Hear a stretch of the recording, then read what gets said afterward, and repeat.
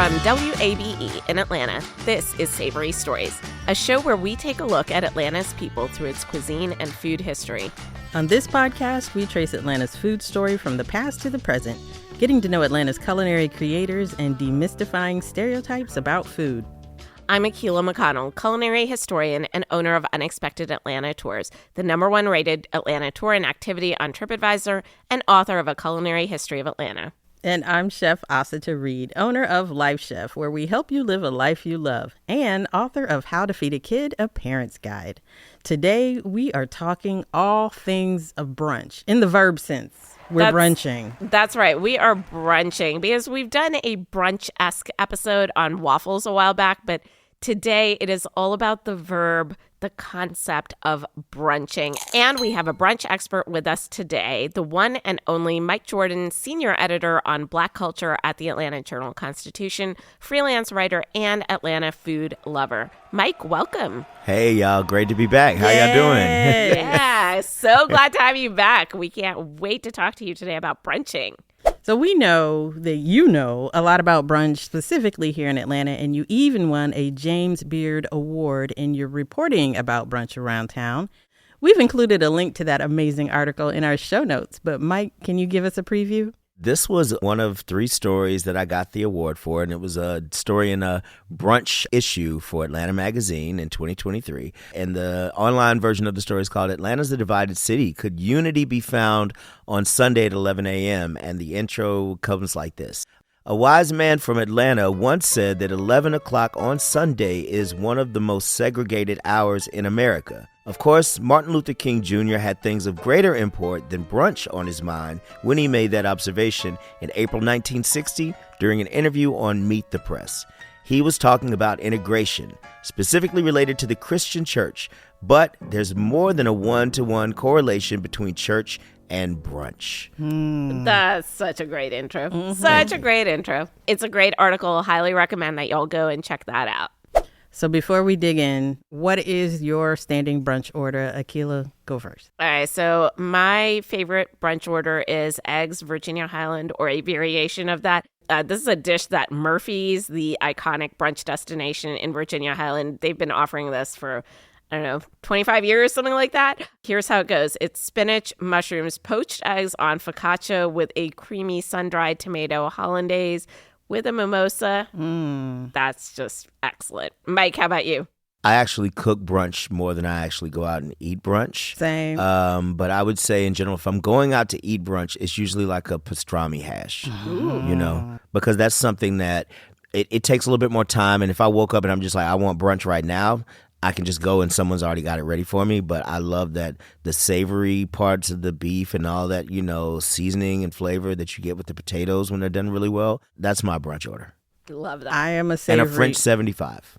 Ooh, nice. Yes. Okay. I'm a savory breakfast person. So if I go to a place and I'm not familiar, I'm getting steak and eggs, medium rare over easy.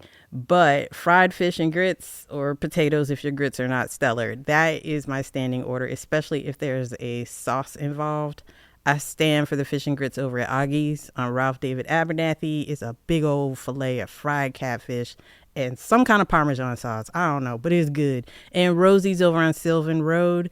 The shrimp and grits comes with the Creole sauce. Ask for the fish and grits with the sauce that comes with the shrimp. It's going to take them a minute, but it's worth it. Okay. Yeah. So we're going to dial it back like we often do, and we're going to talk about the history behind brunch. Brunch is, as you all probably know, a portmanteau of 2 words. Breakfast. A what? I know. That was a big word. That was a big word. That was a big Flex. word. That was a flex. It just means a mashup of 2 words, breakfast and lunch. It was actually invented in 1895 by a British writer named Guy Beringer. I actually love this, so I'm going to read some of this essay. So just like Mike Jordan has this awesome essay about brunch in Atlanta, this guy Beringer, back in 1895, he wrote an essay about brunch in England, and the title of it is Brunch a Plea. In it, he argued for a new type of meal on Sundays that could be had after late night partying on Saturdays, and he specifically described his proposed brunch as starting at around 12:30, consisting of tea and coffee, or beer and whiskey, marmalade, breakfast foods, and also maybe fish and a couple of meat courses. He described it, and I quote, as a hospitable meal that is cheerful, sociable, and inciting and sweeps away the worries and cobwebs of the week. Sounds like hangover food. It is. That's what it was, basically. And that was how this concept of brunch took hold in both England and the United States. I think we're doing a really good job of following Behringer's example. So I want to know, what do you think brunch culture is like here in the city? Asata, how about you? Oh, I definitely think it's better now. It's thriving now that the Sunday report hour has been pushed back. I think that was a major coup for the brunch restaurants and brunchers. Your boy Behringer got that part right about cocktails are necessary for the full brunch experience. What do you say, Mike? Yeah, I think it emerged as this, industry of its own. You just couldn't stop the brunch train. It just started rolling, and it became a place where, in some of my reporting, I did another story about, the triumph of Black brunch, and interviewed all of these brunchpreneurs who have been not only starting and being successful, whether their career had been hairstyling or real estate. A lot of them came from outside of the restaurant, food and beverage business, but they were so successful that the thing they started trying to do was beat each other to a neighborhood that was high density that did not have a Black brunch restaurant. They can literally not open enough of these places. Yeah, and they're just printing money. Right. Printing money. They are. Printing money, like waffles. I'll tell you, I live in Decatur.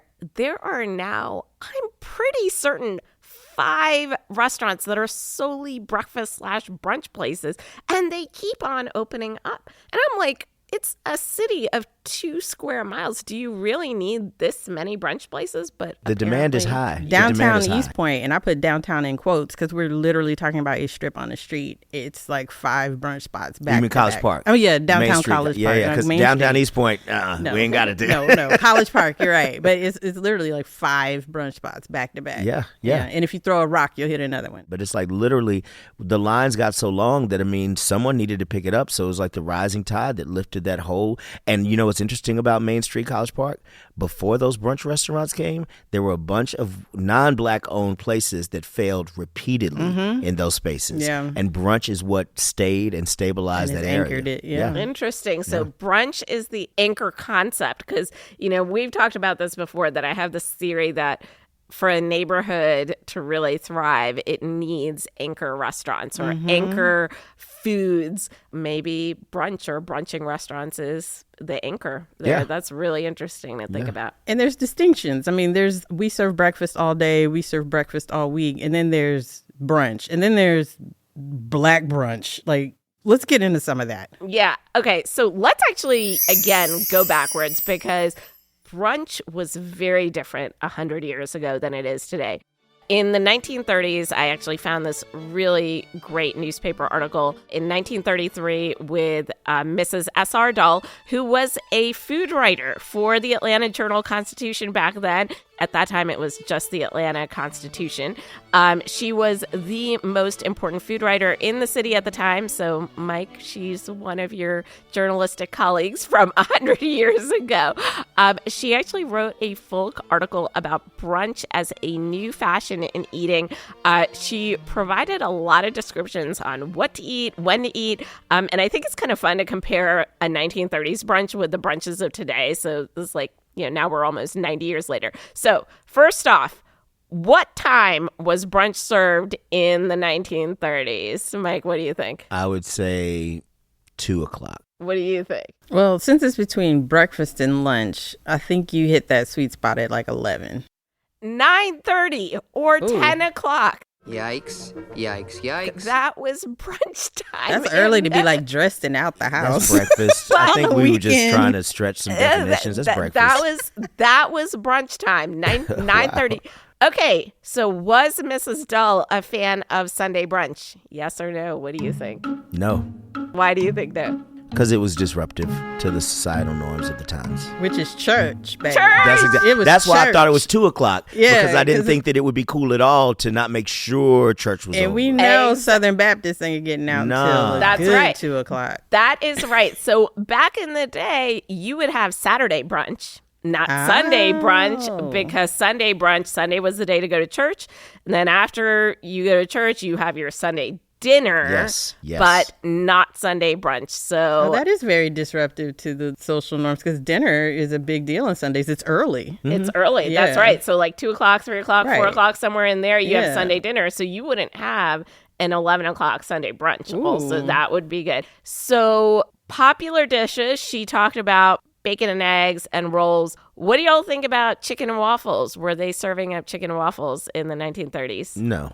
According to people in LA, absolutely That's no one did exactly- it before that's Roscoe's. right. The answer is yes.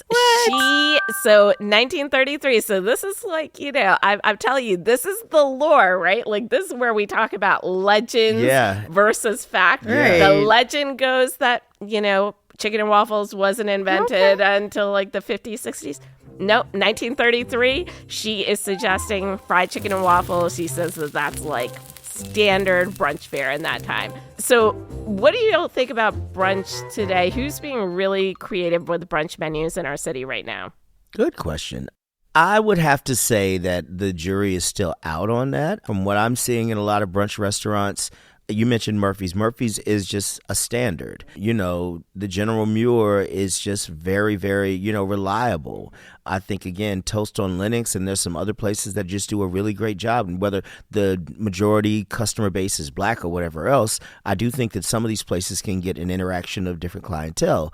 But I've been watching that because I've been really waiting on the rubber to meet the road on how questionable brunch is for your health. I want to see more like not just vegetarian and vegan options for menu's sake, but actually things that are restorative and not as reliant on heavy sugars and starches and things like that.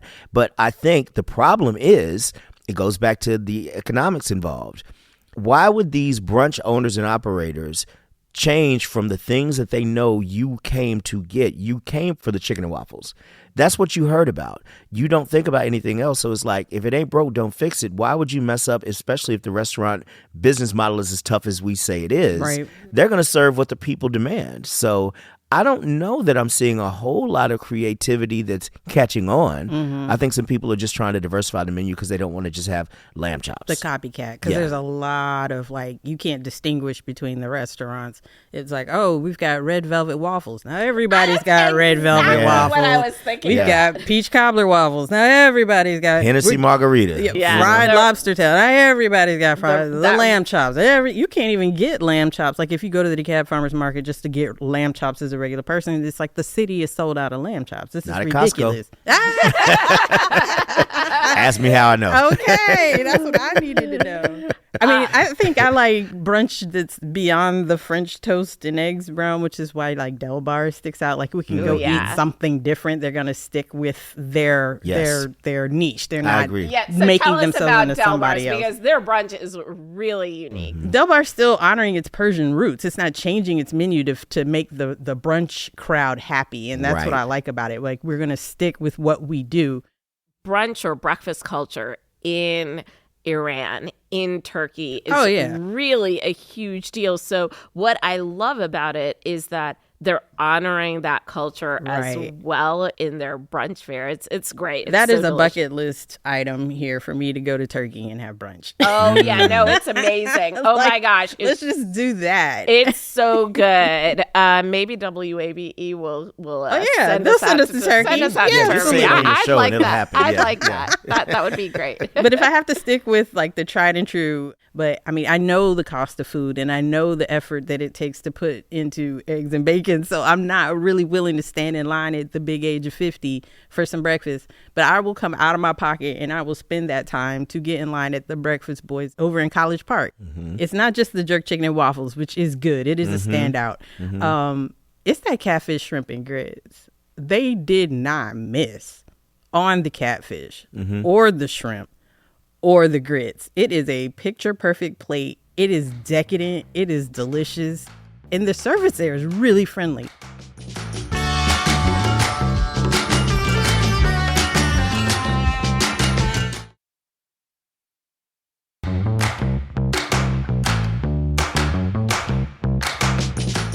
The thing that you said, Mike, about how brunch is unhealthy, I kind of like that about brunch, right? Decadence. Because it's decadent. Luxury. Yeah. So like I'm not Very going. demure. Also, I'm 45, so I got 2 kids. So I'm not going out to brunch every weekend like I used to when I was in my 20s.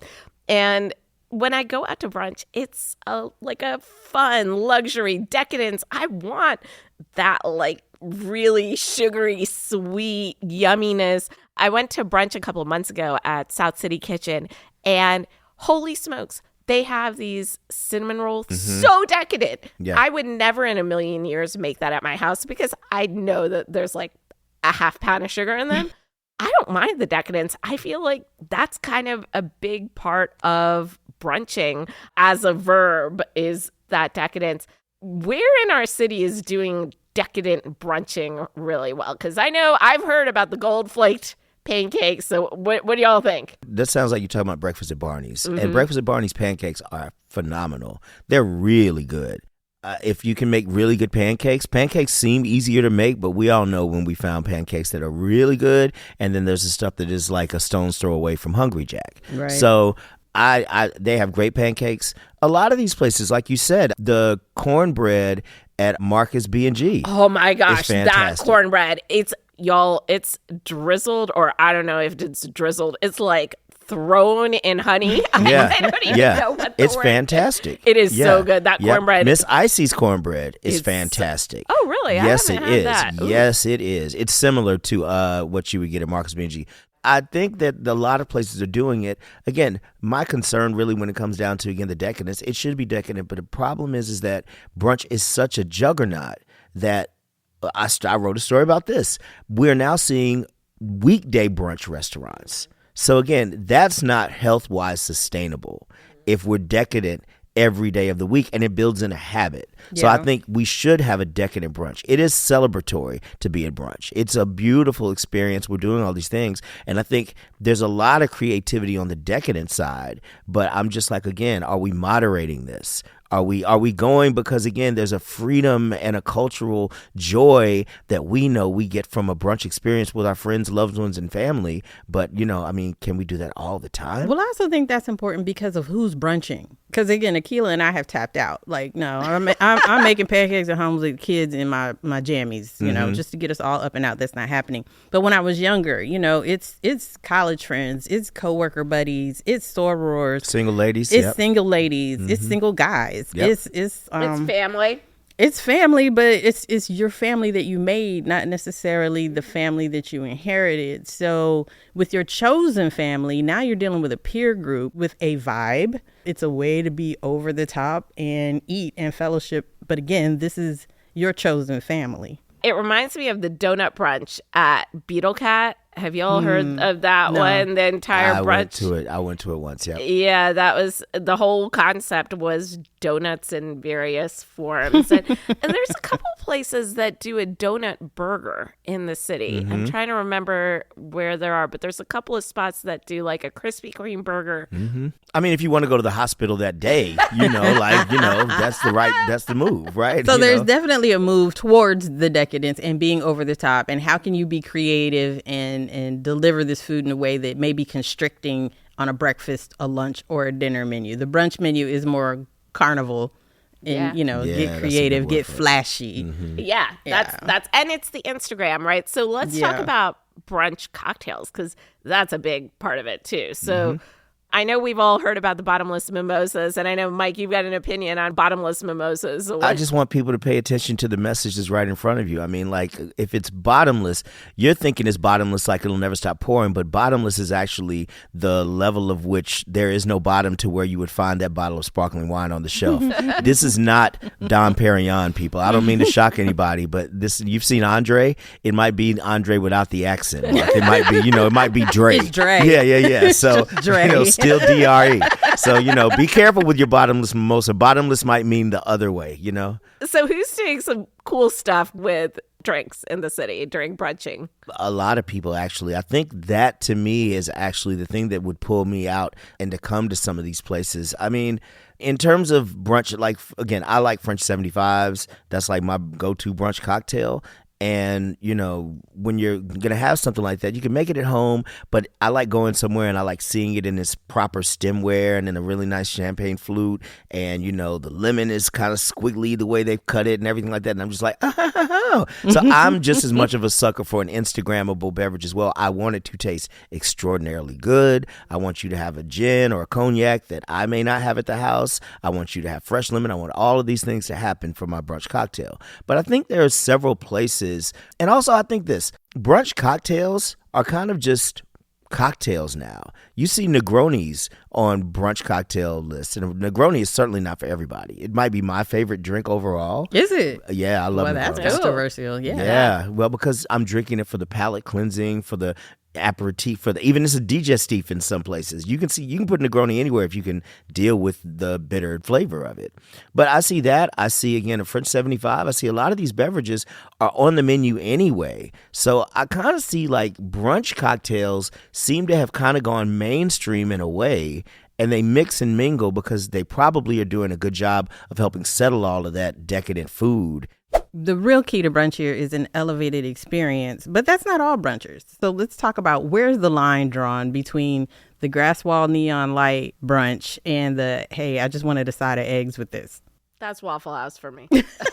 Yeah, absolutely. I mean, y'all know, if you've listened to us, I love my Waffle House. And that's it. That's the line. If I'm going to go and I just need some like good waffles and eggs, I'm going to go to Waffle House. And if I want to sit down and I want to be catered to and I want the decadence, that's where I go to brunch. But I don't know. What do y'all think?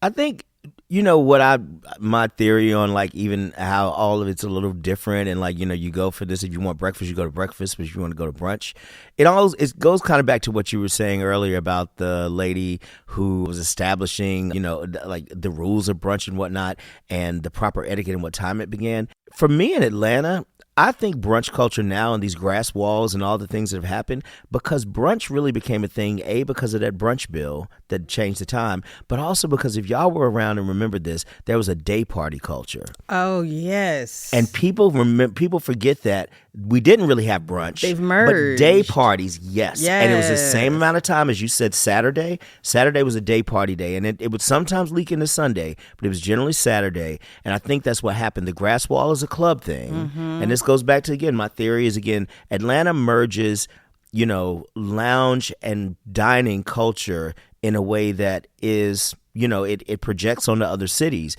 But I think we are kind of like a place where that has a real stronghold. The party became the dining, and Atlanta also is a city where everywhere you go, there's food. So that's kind of what happened. The day party evolved into brunch when that brunch bill came together. And now it's kind of like brunch is a day party, or certain brunches you go to, it is day party. It is thematic. Yes. Your group You get shows your up music. color Your coordinated. outfit, There's a 100%. DJ. Yes. You got your music. You got Absolutely. the whole thing. One of the interesting things, Mike, that you discussed in your brunch article for Atlanta Magazine was this separation or segregation between Black people and white people in the city during brunch. Where and why do you see that separation occurring? You see it in the brunch mile, like I said, on Main Street in College Park. That was one of the things that inspired me, because I just have not seen a lot of non-Black people, frequenting those restaurants. It seems to be more of a rarity. And again, the Breakfast Boys over there is the one that I would always say, like, if you could only pick one, and I'm not saying any of them is better or worse, but I think the Breakfast Boys is a little bit of a standout. But it's funny because, again, it's like when you invite someone to somewhere, it's almost like Birmingham, Alabama. When I tell people you really got to go to Birmingham, Birmingham is a dynamic food city. People think the civil rights dogs are still loose in Birmingham. So I think that there is an aversion to going to these Black brunch places from our non-Black neighbors because they don't know what kind of cultural experience to expect. And they also feel like we are doing this specifically to exclude them, which I don't know is an unfair thing, because we go to these places because they're safe cultural spaces. I will say I see far more Black brunchers in General Muir and Murphy's and everything like that. But I also think that there is this tendency to see those places as, well, that's bougie brunch, or that's a different layer of brunch that I don't want to have to go and behave myself a certain way or conduct myself, or that whole respectability politics, which I still don't know what that term means. But I think that's going on. there are people who feel like they're intruding on our cultural experience if they come to a quote unquote black brunch. I think there are people who feel like when we go to non-black brunches, there's some of us who are trying to escape our community and want something else. And it just feels like there's a tension there that it's easily solved if we just challenge ourselves to just not be pulled into this stereotypical idea of what it means to go to one or the other. I think we all just like brunch. And the funny thing I think is in the South specifically, unless you're a vegetarian or vegan or have some kind of other doctor's orders, most people like fried chicken and fried catfish.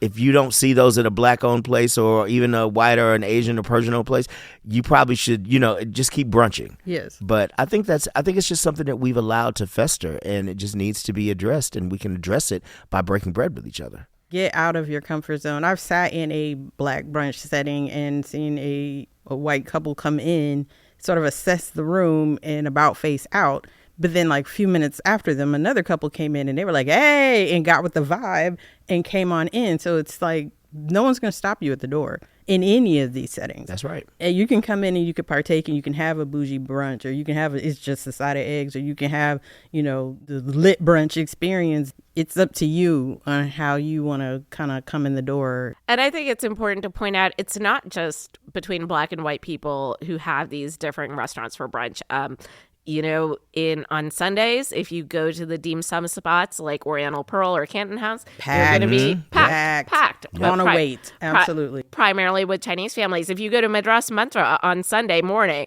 at their brunch buffet, or at your husband's favorite Cafe Bombay. Cafe Bombay, Indian families, they're going to be packed. You can't even get in at the brunch buffets. It's this strange thing about Sundays, which is a day you might think we'd all come together, that is actually pulling us apart. Mm-hmm. Or maybe that's a perspective. Maybe it is pulling us together. I mean, we're multifaceted people. It's hard for us all to be together. I can't get all my friends and family in one room and one table and think we're all going to have something in common. Brunching with their chosen family, maybe they don't have that given family. And like you said, at dim sum, that's usually family.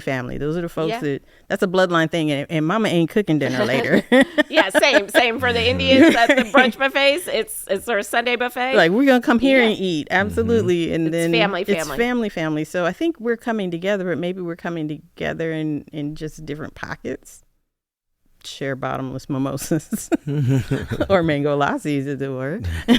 I love that. I think that's amazing. And so maybe our takeaway for this episode is keep brunching and go explore some places you haven't been before. Yeah, I want to add the steakhouses, the Argentinian and Brazilian steakhouses, packed during brunch on Saturdays and Sundays. My daughter's bestie, who is Colombian, has invited us out for some celebrations at those restaurants. So hi, Isabel.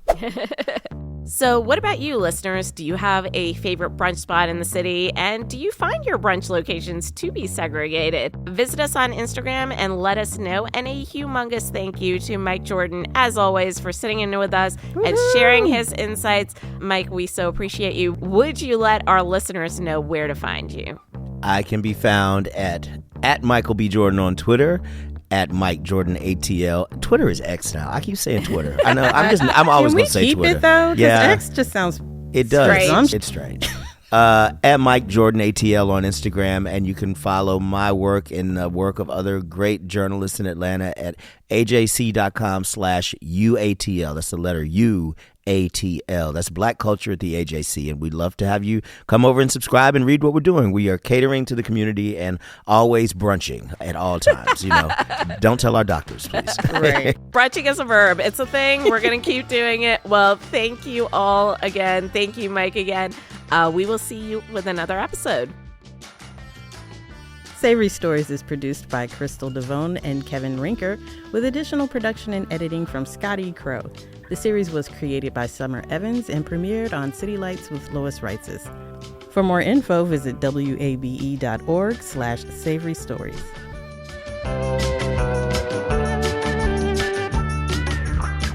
WABE.